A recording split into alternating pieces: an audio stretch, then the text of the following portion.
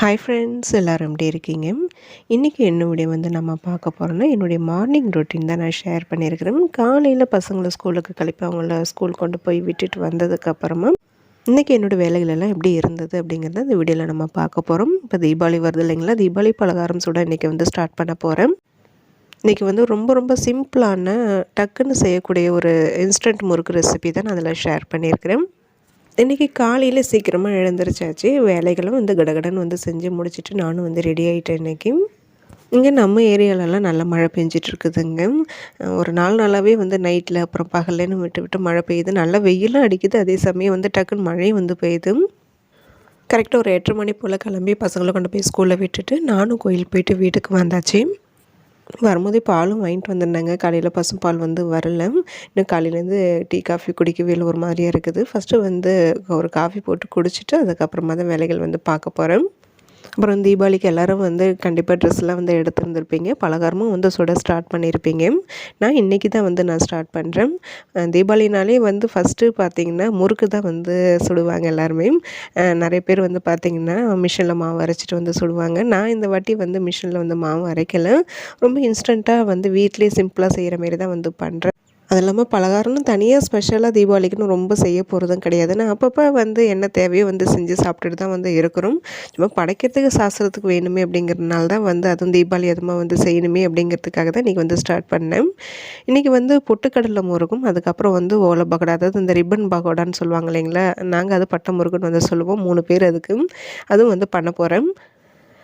அரிசி கழுவி காய வச்சு அதுக்கப்புறம் அதை கொண்டு போய் மிஷினில் அரைச்சிட்டு வர்றதுக்கு இங்கே இப்போ எனக்கு செட் ஆகலை. ஏன்னா மழையும் அப்பப்போ லைட்டாக பெஞ்சிட்ருக்குது. அது இல்லாமல் குரங்கு ரொம்ப அதிகமாக இருக்குதுங்க. இப்போது கொஞ்ச நாளாகவே குரங்கு தொல்லை தான். கொஞ்சம் பயமாக இருக்குது எது காய வைக்கிறதா இருந்தாலுமே. அதனால் நான் அது இந்த வாட்டி அதை பண்ணலை. உடம்பு ஊருக்கு போயிட்டு வந்ததுலேருந்து அந்தளவுக்கு ஃப்ரீயாகவே இல்லைங்க. சளி வேறு பிடிச்சிருக்குங்கிறனால கொஞ்சம் டயர்டாகவே தான் இருந்துகிட்ருக்குது. வேலை செய்கிற இன்ட்ரெஸ்ட்டே இல்லை. சாதனா இப்போ வேறு எதுவும் செய்ய ஸ்டார்ட் பண்ணலையான்னு வேறு கேட்டுகிட்டே இருந்தாங்க. சரி இன்றைக்கி செஞ்சு வச்சுருவோமேன்ட்டு தான் ஸ்டார்ட் பண்ணினேன். நேற்று ரேஷனுக்கு போயிட்டு வந்துட்டேங்க. அந்த வாட்டி ஃபஸ்ட்டே போயிட்டு வந்தாச்சு. ஏன்னா குலோப் ஜாம்லாம் போடணும். சக்கரை சுத்தமாக காலி ஆகிடுச்சுமே, எதுக்கு வெளியில் கடையில் வாங்கிட்டு அதுக்கு ரேஷனில் வாங்கிலான்ட்டு நேற்று கொஞ்சம் கூட்டமாக தான் இருந்தது. வெயிட் பண்ணி இருந்து ரேஷன்லேயே பொருள் வாங்கிட்டு வந்துட்டேன். அதெல்லாம் எடுத்து வைக்கல, அப்படியே கட்டப்பையோட தான் அப்படியே வச்சுருக்கிறேன். இன்றைக்கி இந்த பட்டை முறுக்கும் அப்புறம் இந்த பொட்டுக்கடலை முறுக்கு தான் பண்ண போகிறோம். பொட்டுக்கடலை முறுக்கு அரிசி மாவும் நம்ம கடையில் வாங்கினதே யூஸ் பண்ணிக்கலாம். சும்மா கொஞ்சம் தான் இருக்குது. சரி அது இன்றைக்கி ஃபஸ்ட்டு அது பண்ணிடலாம். மதியத்துக்கு மேலே பார்த்திங்கன்னா பட்டை முறுக்கு செஞ்சிடலான்னு சொல்லிட்டு அதுக்கு தான் இட்லி அரிசி ஊற வைக்கிறேன். ரேஷன் அரிசியில் கூட செய்யலை. நான் அது இது வரைக்கும் செஞ்சது கிடையாது. கடையில் வாங்குகிற இட்லி அரிசி தான் இன்றைக்கி ஒரு அரைப்படியை தான் எடுத்துருக்கிறேன். அது நல்லா 2-3 தடவை நல்லா அலசிட்டு நல்ல தண்ணியில் ஊற வச்சிட்டோம்னா மதியத்துக்கு மேலே மாவு அரைச்சிட்டு, அதாவது இது கிரைண்டரில் அரைச்சிட்டு சுடுறது. இது மிஷினில் மாவு அரைக்க தேவையில்லதுக்கு அதுதான் ஃபஸ்ட்டு அதுக்கு ஊற வச்சுட்டு அதுக்கப்புறமா பொட்டுக்கடலை முறுக்கு செய்யலான்ட்டு இருக்கேன்.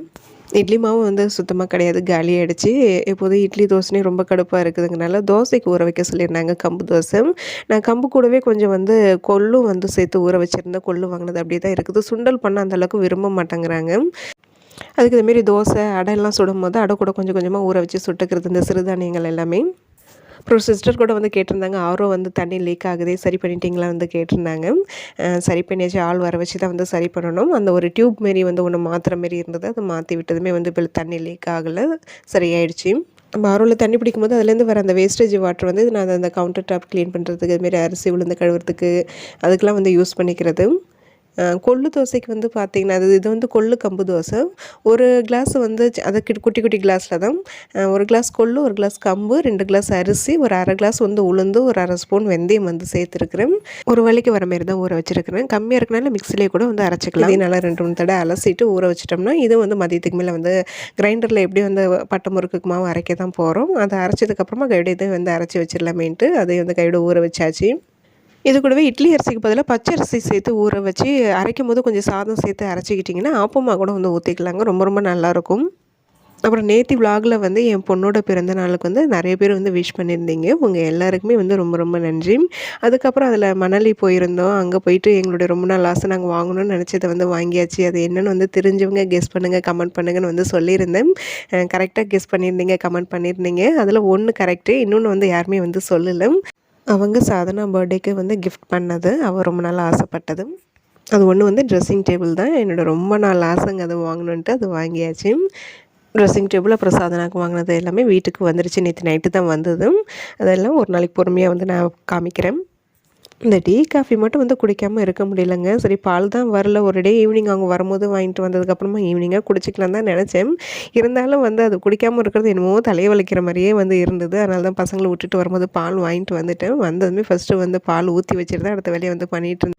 ஃபஸ்ட்டு காஃபி போட்டு குடிச்சிட்டு, அதுக்கப்புறமா அன்றைக்கி தான் வந்து பார்த்திங்கன்னா, தீபாவளிக்கு பர்ச்சேஸ் பண்ணிட்டு வந்த ட்ரெஸ் எல்லாமே வந்து வீடியோ எடுத்துகிட்டு இருந்தேன்.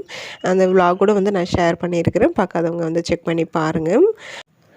வீடியோ எடுத்துகிட்டு இருக்கும்போது அப்போ தான் வந்து பாலக்கா வந்திருந்தாங்க. மழையில் வந்து மாடு வரவே இல்லை. 8 மணிக்கு மேலே தான் மாடு வந்தது. அதுக்கப்புறம் தான் இப்போ கறந்து எடுத்துகிட்டு வரேன் அப்படின்னு சொன்னாங்க. அந்த பாலை காய்ச்சி ஆற வச்சு ஃப்ரிட்ஜில் எடுத்து வச்சா தான் கொஞ்சம் ஏடு வந்து சேரும். நெய் வேறு காலி ஆகிடுச்சு. கொஞ்சம் இப்போ தான் வந்து சேர்த்துட்டு வந்துட்டுருக்கேன் பாலடை. இந்த ட்ரெஸ் எல்லாம் வீடியோ எடுக்கும்போது கொஞ்சம் கலைச்ச மாரி தாங்க போட்டு வச்சுருந்தேன். அதுக்கப்புறம் அது பொறுமையாக வந்து மடித்து இப்போ படைக்கிறதுக்கு மட்டும் எந்தெந்த ட்ரெஸ்லாம் வச்சு படைக்க போகிறோமோ அது தனியாக வந்து கவரில் எடுத்து வச்சுட்டு மற்றதெல்லாம் வேறு கவரில் போட்டு உள்ள ரூமில் கொண்டு போய் வச்சாச்சு. அதுக்கப்புறமா பொறுமையாக தான் பீரோவில் எடுத்து வைக்கணும். அண்ணன் பசங்க ட்ரெஸ்ஸை மட்டும் தனியாக இன்னொரு கட்டப்பையில் வந்து போட்டு வச்சுட்டேன். எப்படியும் அண்ணன் வந்து வருவாங்க ஒரு தீபாவளிக்கு வரும்போது கொடுத்து அனுப்பணும். தீபாவளிக்கு அண்ணனும் வந்து எங்களுக்கு வந்து பணமும் அமுச்சு விட்டுட்டாங்க. முடிஞ்சால் நேரில் வரும்போது வந்து கொடுப்பாங்க. அப்படி இல்லைன்னா அதுமாரி அக்கௌண்ட்டில் வந்து அமுச்சு விட்ருவாங்க. தீபாவளி பொங்கல்னாலே வந்து எப்போதுமே பணம் எங்களுக்கு வந்துடும். யூடியூப்பில் வீடியோ ஷேர் பண்ணுறதுக்காக இது எல்லாமே வீடியோ எடுத்துகிட்டு இருந்தேன் வாங்கிட்டு வந்த ட்ரெஸ்ஸும். அதுக்கப்புறம் அதெல்லாம் எடுத்து மடித்து வச்சுட்டு அன்றைக்கி வந்து வீடியோ அப்லோட் பண்ண வேண்டிய எல்லா வீடியோஸை வந்து எடிட் பண்ணி வாய்ஸ் ஓவர் கொடுத்து அதை வந்து அப்லோடு பண்ணி விட்டுட்டு அதுக்கப்புறமா தாங்க வந்து நான் இந்த முறுக்கு சுடுற வேலையை வந்து பார்த்தேன். காலையில் வந்து பால் வந்து காய்ச்சல ஃபஸ்ட்டு அடுப்பில் அதை ஊற்றி வச்சுட்டு ஃபஸ்ட்டு இப்போ வந்து பொட்டுக்கடலை முறுக்கு தான் வந்து பண்ண போகிறேன். அது ரொம்ப ரொம்ப சிம்பிள் தாங்க. கொஞ்சமாக செய்யணுன்னா அந்த டீ போடுற நேரத்தில் அந்த முறுக்கு வந்து செஞ்சு முடிச்சிடலாம். 1 கிலோ அளவில் மாவில் நீங்கள் செய்யணுன்னா குறைஞ்சது ஒரு 1/2 மணி நேரத்துலேருந்து 3/4 மணி நேரம் தாங்க ஆகும். கடகடன்னு வந்து செஞ்சு முடிச்சிடலாம். அந்த பொட்டுக்கடலை முறுக்குக்கு வந்து நம்ம மாவு அரைக்கணும்னு அவசியம் இல்லை. நம்ம வந்து ஆல்ரெடி நீங்கள் வீட்டில் இடியாப்பம் மாவு இடித்து வச்சுருந்தாலும் சரி, இல்லை கடையில் வாங்குகிற மாவாக இருந்தாலும் அதை கூட நீங்கள் எடுத்துக்கலாம். அதுக்கு முன்னாடி வந்து பார்த்திங்கன்னா பெரியபாளையம் அம்மன் கோயிலுக்கு போயிட்டு வரும்போது அங்கே அந்த சட்டி பானை வந்து வாங்கினேன் இல்லைங்களா, அது வந்து வீடியோவில் ஷேர் பண்ணலாமேட்டு அது வீடியோ எடுத்துகிட்டு இருந்தேன். இந்த சின்ன சின்ன சைஸு சொப்பு ஜாமானோட கொஞ்சம் பெரிய சைஸ் தான் அதை தான் வாங்கியிருந்தேன். கொஞ்சமாக காரக்குழம்பு வைக்கிறேன் இன்றைக்கி. அதுக்கப்புறம் இல்லை இதெல்லாம் சாம்பார் ரசம் வச்சோம்னா இதில் வந்து ஊற்றி மாற்றி வச்சுக்கலாம் அப்படிங்கிறனால இந்த ஐட்டம் வந்து வாங்கியிருந்தேன். இந்த குட்டியாக இருக்கிற வானல் வந்து துவையெல்லாம் அரைச்சோம்னா இல்லை இந்த மோர் மிளகாலாம் வறுத்தோம்னா அதில் வச்சுக்கலாம் அப்படின்னு சொல்லிட்டு அதுவும் வாங்கியிருந்தேன். அப்புறம் இந்த அடுப்பை பார்த்ததுமே ஃபஸ்ட்டு வாங்க வேண்டாம் தான் நினச்சேன். இருந்தாலும் எனக்கு என்னமோ டக்குன்னு அது வாங்கணுன்னே வந்து தோணுச்சு. ரேட்டும் ரொம்ப ரொம்ப கம்மி தாங்க. இங்கே நான் விசாரிக்கும் போதெல்லாம் வந்து பார்த்திங்கன்னா இந்த சைஸு வந்து 80 ரூபா 90 ரூபா 100 ரூபான்னு சொல்லிட்டு இருந்தாங்க. சின்ன சைஸு பானை ரேட்டு அதிகம் வந்து சொல்லுவாங்க. அங்கே ஆனால் வந்து பார்த்திங்கன்னா அந்த 3 பெரிய பெரிய பாத்திரம் வந்து பார்த்திங்கன்னா ஒன்று பார்த்திங்கன்னா 50 ரூபானாங்க. அப்புறம் 3 100 ரூபாய்க்கு எடுத்துக்கோமா அப்படின்னாங்க. அப்புறம் அந்த அடுப்பும் அந்த குட்டியாக இருக்கிற வானலும் வந்து 50 ரூபா, மொத்தமாகவே 150 ரூபாய்க்கு வந்து வாங்கியாச்சு. அங்கே நான் இன்னொரு கடையிலையும் வந்து விசாரித்தேன். ஒவ்வொரு பாத்திரமும் 80 ரூபான்னு வந்து சொன்னாங்க. அதாவது அந்த பெரிய கடையிலலாம் அந்த சில்வர் அலுமினிய பாத்திரம் மற்ற ஐட்டம்லாம் வச்சுருக்கிற கடையிலே மண் பானையும் வச்சுருந்தாங்க. அதாவது இந்த மண் சட்டி பாத்திரங்கள்லாம் வச்சுருந்தாங்க. அங்கே விசாரிக்கும் போது தான் ரேட் அதிகமாக இருந்தது. வெறும் இந்த சட்டி பானை மண் பாத்திரங்கள் வைக்கிற கடையில் போய் வாங்கினோம்னா ரேட்டு ரொம்ப கம்மியாக தாங்க இருந்தது. கம்மியாக தான் சொன்னாங்க அந்த பாட்டி. அவங்க சொன்ன விலைக்கே அப்படியே கொடுத்து வாங்கிட்டு வந்தாச்சு. அப்புறம் அதை வீடியோ எடுத்துகிட்டு அதுக்கப்புறம் ஃபஸ்ட்டு வந்து வானலில் எண்ணெய் ஊற்றி வச்சுட்டோம்னா அது வந்து சூடு ஏறத்துக்குள்ளே நம்ம மாவு வந்து பிசைஞ்சிடலாம். இந்த தீபாவளிக்கு பலகாரம் ரொம்ப இது வந்து நான் செய்யலைங்க. இப்போ ரவுண்டு வந்து இந்த பொட்டுக்கடல முறுக்கு செய்கிறேன். அதுக்கப்புறம் பட்டை முறுக்கு, மெயினாக குலோப் ஜாமுன் வந்து போடுவேன். எங்கள் வெற்றிக்குட்டி வந்து குண்டு மிச்சர் அதாவது இந்த கார பூந்தி வந்து கேட்டிருக்கிறேன். அதை மெயினாக வந்து அதை செய்யணும். இது மட்டும் தான் வந்து செய்ய போகிறேன் இப்போதைக்கு. இந்த ஓமப்பொடி இது காராசேவெலாம் அது அடிக்கடி அப்பப்போ இடையில நான் செய்கிறது தான். அதனால் இப்போ அது வந்து இப்போ செய்யலை. எல்லடையும் வந்து இப்போ 1 மாதம் தான் ஆகுது அது போட்டு. சரி இதெல்லாம் காலியானதுக்கப்புறம் பொறுமையாக ஒரு நாளைக்கு எல்லடை போட்டுக்கலான்னு வந்து இருக்கேன் தீபாவளி முடிஞ்சதுக்கப்புறம். இந்த பொட்டுக்கடல முறுக்குக்கு பார்த்திங்கன்னா 1 கப்பு இப்போ அரிசி மாவு காமிச்சோம் இல்லைங்களா, அவ்வளோதான் இருந்தது அரிசி மாவு. அந்த 1 கப்பு அரிசி மாவுக்கு வந்து 1/4 கப்பு பொட்டுக்கடலை வந்து கரெக்டாக இருக்கும். பொட்டுக்கடலையை வந்து நம்ம அதை மிக்சியில் இடித்து சளிச்சோம்னா 1/2 கப் கிட்ட வந்துடும். 1 கப்புக்கு 1/2 கப்பு பொட்டுக்கடலை மாவு, பொட்டுக்கடலையே எடுத்தால் 1/4 கப்பு கரெக்டாக இருக்கும். இதை வந்து நம்ம சளிச்சிட்டு வந்து சேர்த்துக்கலாம். இப்போ நான் எடுத்துருக்கிற அளவுக்கு வந்து பார்த்திங்கன்னா ஒரு 15 முறுக்கு கிட்ட மீடியம் சைஸில் சுட்டால் 15 முறுக்கு கிட்ட வந்து வரும். இது செய்கிறது ரொம்ப ஈஸி. டேஸ்ட்டும் வந்து ரொம்ப ரொம்ப நல்லாயிருக்கும்.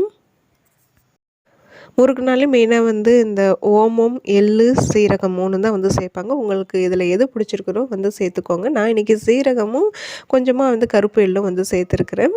தேவையான அளவுக்கு வந்து உப்பு, வெண்ணெய் இருந்தால் வெண்ணெய் சேர்த்துக்கோங்க. அப்படி இல்லைன்னா நம்ம எண்ணெய் சூடு பண்ணியிருக்கிறோம் இல்லைங்களா, அந்த சுட எண்ணெயை கொஞ்சம் வந்து சேர்த்துட்டு மாவு நல்லா கொஞ்சம் சாஃப்டாக வந்து பிசைஞ்சு எடுத்துக்கணும். இந்த பொட்டுக்கடல முறுக்கு சுடுற மாரி இருந்தேன்னா, இந்த இப்போ ரீசெண்டாக வந்து இந்த பாரிஸ் போயிருந்தப்போ வந்து வாங்கியிருந்தேன். இந்த சொப்பு ஜாமா மாரி இருக்கும் இல்லைங்களா, இந்த ஒயிட் கலரில் இந்த முறுக்கு பிழிகிறதுலாம், அதில தான் வந்து எப்போதுமே சின்ன சின்ன முறுக்கா வந்து புழிஞ்சு எடுத்துப்போம். பார்க்க நல்லாவும் இருக்கும், நல்லாவும் வரும். அது எங்கே தூக்கி போட்டோன்னே வந்து தெரிலங்க, எங்கே எடுத்து வச்சுன்னு தெரியல, தேடி பார்த்தேன் காணும். அதனால் இன்றைக்கி இந்த 3 கண்ணு உள்ள அச்சில தான் வந்து இப்போ அதை புழிஞ்சிக்க போகிறேன். ஒரு தடவை என்ன பண்ணுவேன்னா, கொஞ்சம் அலுப்பாக இருந்ததுன்னா, அந்த ஸ்டார் வச்சு கொஞ்சம் பெரிய கண் உள்ள அச்சில வந்து போட்டு டைரெக்டாகவே எண்ணெயில் வந்து கொஞ்சம் பெரிய சைஸ் முறுக்காவே வந்து பிழிஞ்சு விட்டுடுவேன். அதை அப்படியே வந்து முழுசாக எடுக்காமல் அதில் எண்ணெயில் வேகும்போதே கரண்டியால் கொஞ்சம் லைட்டாக தட்டி தட்டி விட்டோம்னா உடஞ்சிரும். காராசு மாரி கொஞ்சம் பெரிய பெரிய சைஸாக உடஞ்சிருக்கும். அதுக்கப்புறம் அதை அள்ளி எடுத்து வச்சுப்பேன். அந்தமாரி வந்து ஒரு நாளைக்கு வந்து பண்ணுவேன். அது போல் பண்ணும்போது இன்னும் கொஞ்சம் வேலை சீக்கிரமாக வந்து முடியும். இன்றைக்கி வந்து வீடியோக்காக நான் இந்த 3 கண்ணு உள்ள அச்சில தான் வந்து நான் பிழிஞ்சு எடுத்துக்க போகிறேன். இதில் ஒரு சின்ன டிப்புங்க. ஒரு சில பேர் அந்த ஜல்லிக்கரண்டியில் வந்து பிழிஞ்சு பிழிஞ்சு விட்டு எண்ணெயில் போட்டு எடுப்பாங்க. அதுக்கு பதிலா இந்த குட்டி குட்டி பிளேட் இருக்கு இல்லைங்களா, அந்த பிளேட்டில் இதுமாரி பிளேட்டில் வந்து பிழிஞ்சு பிழிஞ்சு ஒரு 5, 6 பிளேட்டு வச்சுக்கிட்டிங்கன்னா, பிழிஞ்சு பிழிஞ்சு ரெடியாக வச்சுருந்தீங்கன்னா, ஒரு ஈடு எடுத்ததுக்கப்புறமா அடுத்த ஈடு டக்கு டக்குன்னு போட்டு எடுத்துடலாம். நான் அப்படி தான் வந்து பண்ணிகிட்டு இருந்தேன். அன்றைக்கி பொட்டுக்கடலை முறுக்கு சூப்பராக வந்துருந்ததுங்க. நல்லா டேஸ்ட்டாக வந்து இருந்தது. இது வந்து நம்ம நார்மலாக மிஷினில் அரைச்சி இந்த உளுந்து, பாசிப்பருப்பு போட்டு அரைச்சி சுடுற மாரி அந்த கொஞ்சம் வழவழன்னு வந்து வராது. கொஞ்சம் அந்த பார்க்க அந்த முள்ளு முள்ளா இருக்கிற மாரி தான் வந்து இருக்கும் அந்த பொட்டுக்கடலை முறுக்கு. பொட்டுக்கடலை ரொம்ப அதிகமாக வந்து போட்டுட்டிங்கன்னா பிழிகிறதுக்கு வந்து அந்தளவுக்கு வராது. சீக்கிரம் உடஞ்சி போயிடும் எடுக்கும்போதே. அதனால் 1 கப்பு அரிசி மாவுக்கு 1/4 கப்பு பொட்டுக்கடலை கரெக்டாக வந்து இருக்கும். இது இப்போ பிகினர்ஸ்க்கு, இப்போ புதுசாக கல்யாணம் ஆனவங்கலாம் இப்போ வந்து பலகாரம் செய்ய ஸ்டார்ட் பண்ணுறவங்களுக்குலாம் இந்த முறுக்கு ரெசிபி வந்து ரொம்ப ரொம்ப சிம்பிள் தாங்க. இன்ஸ்டண்ட்டாக டக்குன்னு செஞ்சு முடிச்சிடலாம். வேலையும் ரொம்ப ஈஸி தான். கண்டிப்பாக வந்து ட்ரை பண்ணி பாருங்கள். அங்கே ஒரு ஈடு வெந்துட்டுருக்கும் போதே வந்து எங்கள் பிளேட்டில் வந்து அடுத்த ஈடுக்கு வந்து பிழிஞ்சு விட்டுட்டு இருந்தேன். தீபாவளி பலகாரம் சுடும்போது வந்து ஃபஸ்ட்டு வந்து பார்த்திங்கன்னா, ஃபஸ்ட்டு ஈடில் வந்து நல்லதாக பார்த்து எடுத்து தனியாக எடுத்து வச்சுருவேன் படைக்கிறதுக்குன்னு. அதுக்கப்புறமா தான் எடுத்து டேஸ்ட் பண்ணி பார்த்துக்கிறது. பொட்டுக்கடலை முறுக்கு அன்றைக்கி சூப்பராக வந்துருந்ததுங்க. டேஸ்ட் வந்து ரொம்ப ரொம்ப நல்லா இருந்தது. ஒரு 12 மணி போல் இந்த வேலையை வந்து கடகடன்னு வந்து முடிச்சிட்டேங்க. அதுக்கப்புறமா வந்து நான் அந்த பட்டை முறுக்கு வேலை செய்கிறதெல்லாம் வந்து பண்ணிட்டு தான் இருந்தேன். வீடியோ எடுத்துகிட்டு இருந்தேன். அது எல்லாமே வந்து நாளைக்கு விலாகில் வந்து நான் ஷேர் பண்ணுறேன். இன்றைக்கி இந்த விலாக் இதோட வந்து முடியுது. கண்டிப்பாக உங்களுக்கு வீடியோ பிடிச்சிருக்குன்னு நினைக்கிறேன்.